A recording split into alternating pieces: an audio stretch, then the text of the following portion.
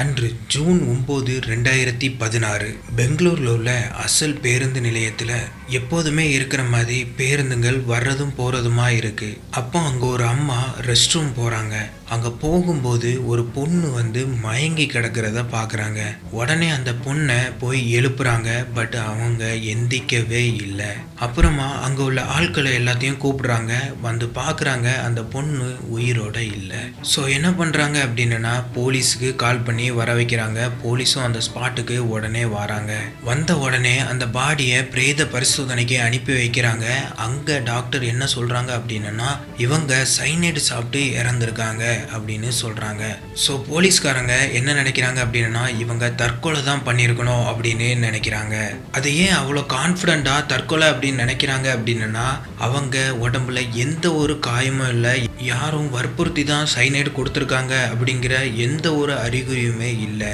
So அதனால தான் எல்லாருமே அப்படின்னு நினைக்கிறாங்க. பட் அங்கே இருந்த இன்ஸ்பெக்டருக்கு மட்டும் ஒரு டவுட் வருது, ஒருவேளை இது தற்கொலையாக இல்லாமல் இருந்துச்சு அப்படின்னா. ஸோ அவர் என்ன பண்ணுறாரு அப்படின்னா எங்கேயாவது இந்த பொண்ணை பற்றி மிஸ்ஸிங் கம்ப்ளைண்ட் எதுவும் ஃபைல் ஆயிருக்கா அப்படின்னு பார்க்குறாரு.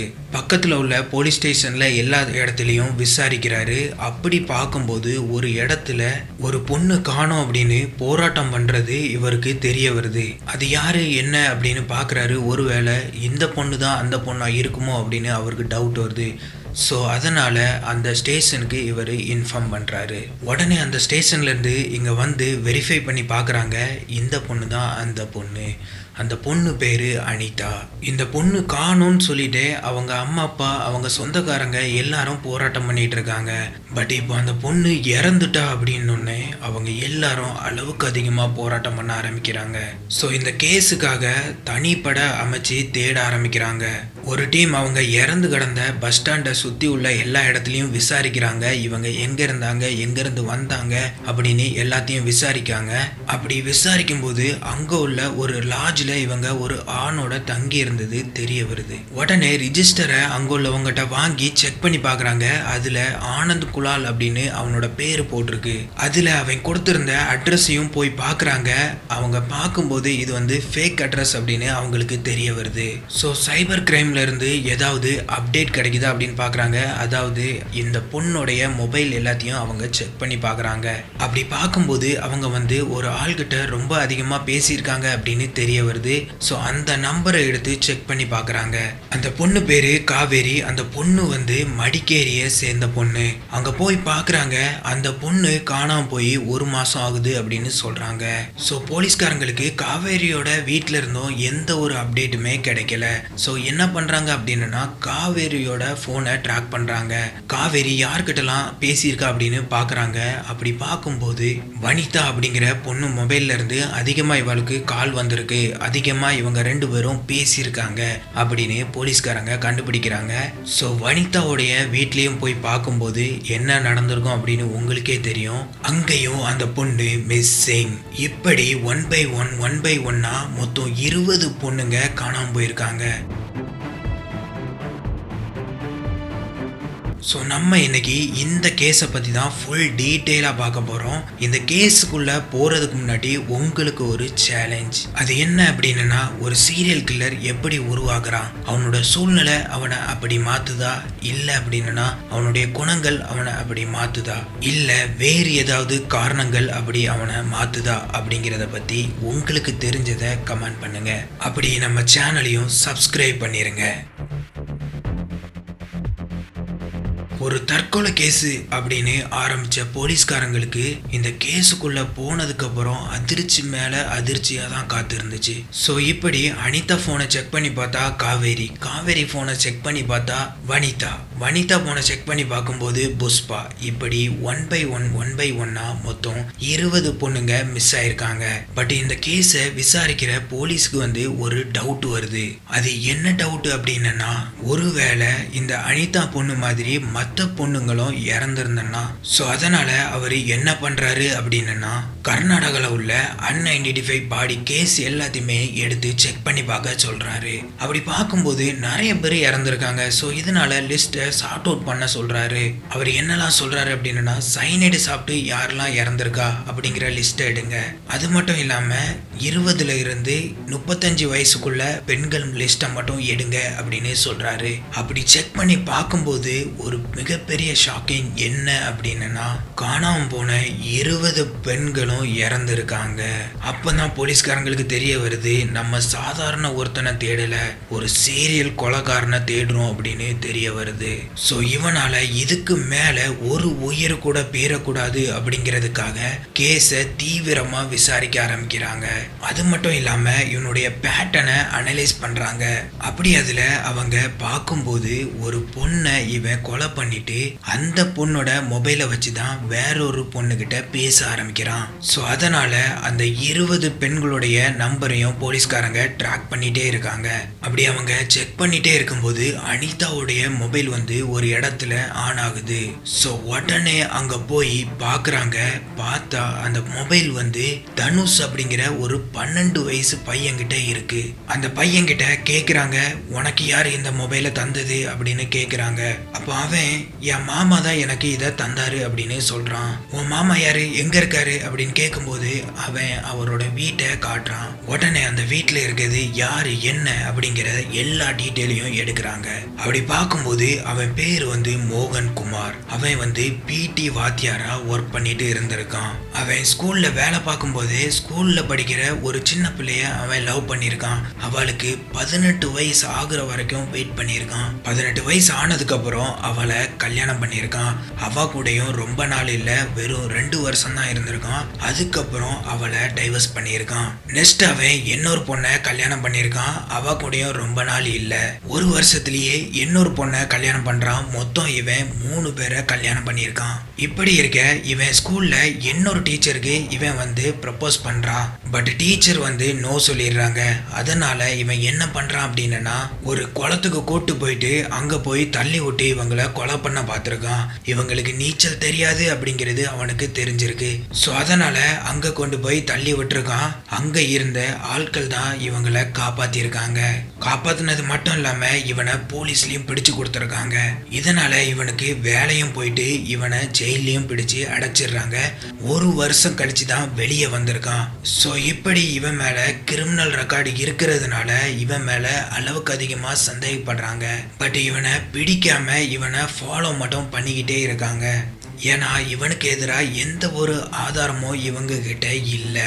அப்படியே இவனுடைய மொபைலையும் ட்ராக் பண்ணி இவன் யார்கிட்ட கரண்டா பேசிட்டு இருக்கான் அப்படின்னு செக் பண்ணி பார்க்குறாங்க.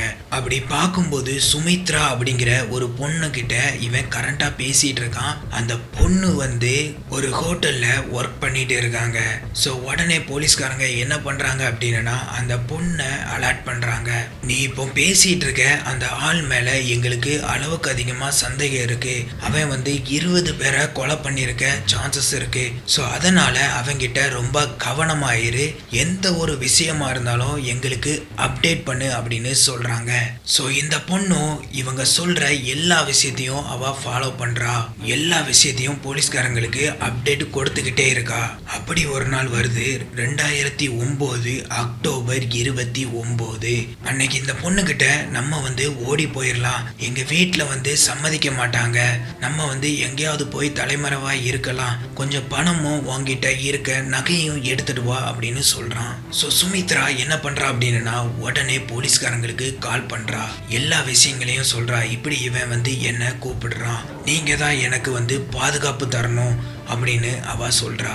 உடனே போலீஸ்காரங்களும் உனக்கு எந்த ஒரு ஆபத்தும் வராது, நாங்க உங்க பின்னாடி தான் இருப்போம் அப்படின்னு சொல்றாங்க. ஸோ சுமித்ராவும் தைரியமா போறா. அவன் அங்க ஒரு இடத்துக்கு வர சொல்லிட்டு சரி நம்ம ரூம் போடுவோம், நாளைக்கு நம்ம வேற எங்கேயாவது போவோம் அப்படின்னு அவன் சொல்றான். இந்த விஷயங்கள் எல்லாத்தையுமே போலீஸ்காரங்க வாட்ச் பண்ணிட்டே இருக்காங்க. இவன் கரெக்டா ரூம் போட போகும்போது இவனை கரெக்டா ஸ்பாட்ல அரெஸ்ட் பண்றாங்க. அப்படி அரெஸ்ட் பண்ணி அவனை செக் பண்ணி பார்க்கும்போது அவன் கையில சைனைடு மாத்திரை மாத்திரை இருக்கிறத பாக்குறாங்க. இந்த மாத்திரையை பார்த்த உடனே போலீஸ்காரங்களுக்கு தெரிஞ்சுட்டு இவன் தான் கொலைகாரன் அப்படின்னு அந்த மாத்திரையை வச்சே இவனை அரெஸ்ட் பண்ணி உள்ள தூக்கி வைக்கிறாங்க. அவன் கிட்ட கேக்குறாங்க, நீ தான் இதை எல்லாத்தையும் பண்ணியா அப்படின்னு கேட்கும்போது, ஆமா நான் தான் பண்ணேன், அதுக்கு என்ன இப்போ அப்படின்னு சாதாரணமா சொல்றான். எதுக்கு ஏன் பண்ண அப்படின்னு கேட்கும்போது அவன் சொல்றான், நான் ஸ்கூல்ல வேலை பார்க்கும்போது என்னுடைய செலவுக்கு எல்லாமே காசு இருக்கும். பட் ஒன்ஸ் என்னோட வேலை போனதுக்கு அப்புறம் ஜெயில இருந்து வெளியே வந்ததுக்கு அப்புறம் என் கையில செலவுக்கு காசே இல்லை. ஸோ அதனால நான் வேலை தேடி பார்த்தேன். பட் எனக்கு வேலை கிடைக்கவே இல்லை. ஏன்னா நான் ஜெயிலுக்கு போயிட்டு வந்ததுனால எனக்கு யாருமே வேலை தரதா இல்லை. அப்படி ஒரு நாள் நான் பஸ் ஸ்டாண்ட்ல வெயிட் பண்ணிட்டு இருக்கும்போது ஒரு பொண்ணை பார்த்தேன். நான் மீட் பண்ணி பேச ஆரம்பிச்சேன். அவங்க கிட்ட நான் பேசும்போது என்னோட கஷ்டம் எல்லாத்தையும் சொன்னேன். அப்போ அவங்க எனக்கு காசு தர ஆரம்பிச்சாங்க. ஸோ இப்படியும் நம்ம காசு சம்பாதிக்கலாம் அப்படின்னு எனக்கு அப்பந்தான் தோணுச்சு. ஸோ அதனால நான் என்ன பண்ணேன் அப்படின்னா, ஒவ்வொரு நாளும் ஒவ்வொரு பஸ் ஸ்டாண்டுக்கு போவேன். அங்க இருக்கிற யாரையாவது மீட் பண்ணுவேன். அதுவும் குறிப்பா 25 வயசுக்கு மேல இருக்க பெண்கள் கிட்ட தான் அதிகமா நான் பேசுவேன். அதுலயும் கல்யாணம் ஆகாதவங்களை பார்த்து தான் நான் சூஸ் பண்ணுவேன். அவங்க தான் ஈஸியா பேச ஆரம்பிப்பாங்க. அவங்க கிட்ட நான் பிடி சாரா ஒர்க் பண்றேன் அப்படின்னு சொல்லுவேன். உங்களுக்கும் ஏதாவது வேலை வேணுமா அப்படின்னு பேச ஆரம்பிப்பேன். இப்படி அவங்க கிட்ட ஃபர்ஸ்ட் பேச ஆரம்பிச்சு அதுக்கப்புறம் என்னோட வலையில விழ வைப்பேன். அவங்கள லவ் பண்றேன் அப்படின்னு சொல்லி அவங்களையும் லவ் பண்ண வைப்பேன். அவங்க கிட்ட நான் உன்னை கல்யாணம் பண்ணிக்கிறேன் அப்படின்னு சொல்லுவேன். அவங்க வயசு ஏற்கனவே கடந்ததுனால என்னையும் சரி அப்படின்னு சொல்லுவாங்க. ஏன்னா நான் நல்ல வேலை பார்க்குறேன் அப்படின்னு அவங்க கிட்ட சொல்லுவேன். உடனே அவங்களும் ஓகே சொல்லிடுவாங்க. அதுக்கப்புறம் தான் நான் சொல்லுவேன், உங்க வீட்டில் என்ன ஏத்துக்க மாட்டாங்க. எனக்கு வயசு 38 வயசுக்கு மேல ஆகுறதுனால நீ என்ன பண்ற அப்படின்னா நம்ம ஓடி போயிருவோம். நீ வீட்ல இருந்து கொஞ்சம் பணமும் நகையும் எடுத்துட்டு வா அப்படின்னு சொல்லுவேன். இப்படி சொன்ன உடனே அவங்க நம்பிடுவாங்க. நான் உடனே ஒரு இடத்துக்கு வர சொல்லுவேன். அங்க போனதுக்கு அப்புறம் நம்ம லேட் ஆயிட்டு நாளைக்கு நம்ம வேற ஒரு இடத்துக்கு போவோம். இன்னைக்கு லாட்ஜ்ல தங்குவோம் அப்படின்னு லாட்ஜுக்கு கூட்டு போவேன். அங்க என்னுடைய ஆசைகளை தீர்த்துட்டு காலையில வந்த உடனே அவங்கள பஸ் ஸ்டாண்டுக்கு கூட்டு போவேன். நான் எப்போதுமே சைனைடு கலந்த மாத்திரையை எப்போதுமே கையில வச்சிருப்பேன். அவங்க கிட்ட இது கருத்தடை மாத்திரை, இப்போதைக்கு இதை போட்டுக்கோ, நமக்கு இப்போ குழந்தை தேவையில்லை, ஸோ அதனால போட்டுக்கோ அப்படின்னு சொல்லி கொடுத்து அனுப்புவேன். முக்கியமா பாத்ரூம்ல வச்சுதான் போட சொல்லுவேன். இதை போட்ட உடனே கொஞ்சம் ஒரு மாதிரி இருக்கும், ஸோ அதனால அங்க வச்சு போட்டுட்டு வா அப்படின்னு சொல்லி அனுப்புவேன். ஸோ அவங்களும் அந்த மாத்திரையை போட்டுருவாங்க. போட்ட உடனே மயங்கி கீழே விழுந்துருவாங்க. ஸோ அதுக்கப்புறம் தான் நான் அங்க இருந்தே கிளம்பி போவேன் அப்படின்னு சொல்றான். ஸோ இப்படிதான் நான் மொத்தம் கிட்டத்தட்ட 30 பேருக்கு மேல நான் இப்படி கொலை பண்ணியிருக்கேன் அப்படின்னு சொல்றான். ஆனா போலீஸ்காரங்க கிட்ட 20 பேரோட ரெக்கார்டு மட்டும்தான் இருக்கு.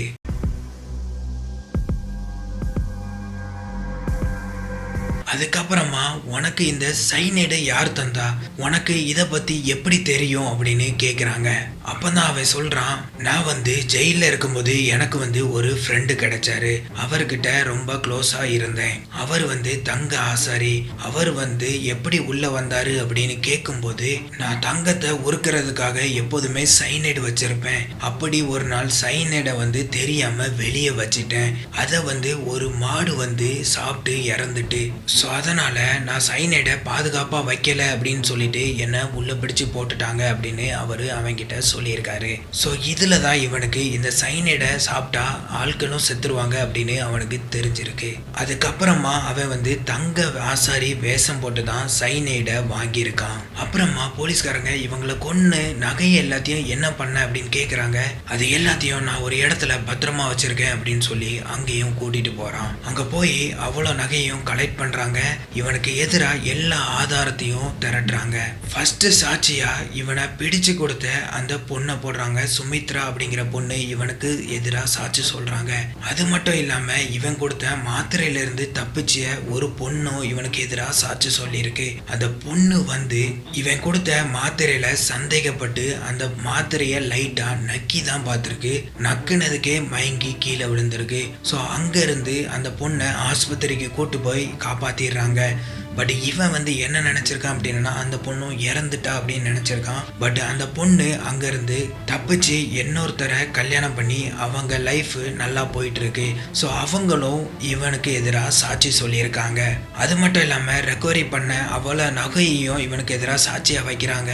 இவன் தான் இவங்கெல்லாம் கொலை பண்ணி அவங்களுடைய நகை எல்லாத்தையும் எடுத்து வச்சிருந்தான் அப்படிங்கிறத ஆதாரமா காட்டுறாங்க. ஸோ இந்த கேஸ்ல 3 வருஷம் கழிச்சு தான் தீர்ப்பு வருது. இவனுக்கு தூக்கு தண்டனை கொடுக்குறாங்க. பட் இருந்தாலும் இன்னும் தூக்கு தண்டனை நிறைவேற்றப்படலை. ஏன்னா இந்தியாவில் யாருக்குமே தூக்கு தண்டனை இப்போ கொடுக்க கூடாது அப்படின்னு சொல்லியிருக்காங்க. அப்படி கொடுக்கறதா இருந்தா ஃபர்ஸ்ட் இவனுக்கு தான் கொடுப்பாங்க. அவ்வளோ கொடூரமா இவன் வந்து இருந்திருக்கான். இந்த கேஸ்ல இருந்து நம்ம என்ன கத்துக்கலாம் அப்படின்னா, இந்த மாதிரி நிறைய பேர் எப்பவும் ஏமாத்திட்டு இருக்காங்க. முன்னாடி இவன் வந்து நேர்ல போய் பேசி ஏமாத்திருக்கான். பட் இப்போ வந்து மேட்ரிமோனி சைட்லலாம் ஈஸியா ஏமாத்துறாங்க.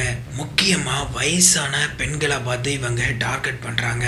என்ன பண்றாங்க அப்படின்னா பண மோசடி தான் அளவுக்கு அதிகமா பண்றாங்க. ஒரு 30 வயசான பெண்கிட்ட ஈஸியா இவங்க ரிக்வெஸ்ட் கொடுத்து அவங்க கிட்ட நான் இந்த மாதிரி நல்ல ஒர்க் பண்றேன், ஐடில வேலை பார்க்குறேன் அப்படி இப்படின்னு கண்ட மனைக்கு போய் சொல்லி அவங்கள ஈஸியா ஏமாத்திடுறாங்க.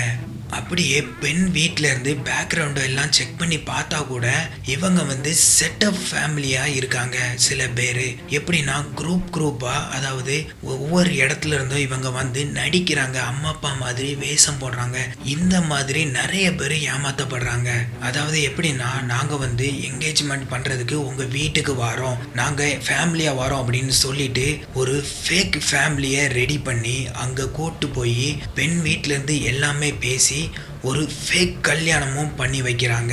இப்படி கல்யாணம் பண்ணிட்டு ஒரு நாள் அவங்க கூட இருந்துட்டு அவங்க கிட்ட இருக்கிற எல்லா நகையும் வாங்கிட்டு அவங்கள ஏமாத்தி அனுப்பி விட்டுடுறாங்க. இந்த மாதிரி நிறைய கேஸுகள் தமிழ்நாட்டிலேயே ஃபைல் ஆயிருக்கு. ஸோ நீங்களாம் ரொம்ப உஷாரா இருக்கணும். கண்டிப்பா ஒரு 26-27 வயசு உங்களுக்கு ஆயிட்டு அப்படின்னா நீங்க விசாரிக்கிறத ரொம்ப கம்மி பண்ணியிருப்பீங்க. ஏன்னா உங்களுக்கு கல்யாணம் ஆகணும், ஜஸ்ட் கல்யாணம் ஆகணும் அப்படின்னு தான் நினைப்பு இருக்கும். இருந்தாலுமே நீங்க கல்யாணம் பண்ண போறீங்க அப்படின்னு முடிவு பண்றீங்க அப்படின்னா நல்லா அவங்கள பத்தி விசாரிங்க. அவங்க சொல்ற இடத்துல போய் விசாரிங்க, அது எல்லாம் உண்மையா அப்படின்னு செக் பண்ணி பாருங்க. ஃபார் எக்ஸாம்பிள் அவங்க வந்து ஒரு கம்பெனியை சொல்றாங்க அப்படின்னா அந்த கம்பெனிலேயே போய் விசாரிங்க. ஃபர்ஸ்ட் அவங்க அங்க ஒர்க் பண்றாங்களா அப்படின்னு விசாரிங்க. அவங்க கேரக்டரை பத்தி விசாரிங்க. அது மட்டும் இல்லாம அவங்க எந்த நேட்டிவ் சொல்றாங்களோ, எங்க இருந்தாங்களோ அங்க போய் நல்லா விசாரிங்க. அதுக்கப்புறமா வீட்டுக்கு பொண்ணு பார்க்க வர சொல்லுங்க. ப்ளீஸ் தயவு செய்து நீங்க உங்க பொண்ணை வந்து விசாரிக்காம கெட்டி கொடுத்துறாதீங்க. ரொம்ப கவனமா செயல்படுங்க. ஸோ கைஸ், இந்த வீடியோவை உங்க கல்யாணம் ஆகாத ஃப்ரெண்டுக்கு ஷேர் பண்ணி விடுங்க. மறக்காம நம்ம சேனலை சப்ஸ்கிரைப் பண்ணுங்க. நீங்க ஷேர் பண்ணி விடுறதுனால இந்த மாதிரி விஷயங்கள்லாம் அவங்க வாழ்க்கையில நடக்காம அவங்க தப்பிக்க நீங்க ஹெல்ப் பண்ணலாம். சரி மக்களே, போயிட்டு வரேன். அடுத்த வீடியோல பார்க்கலாம்.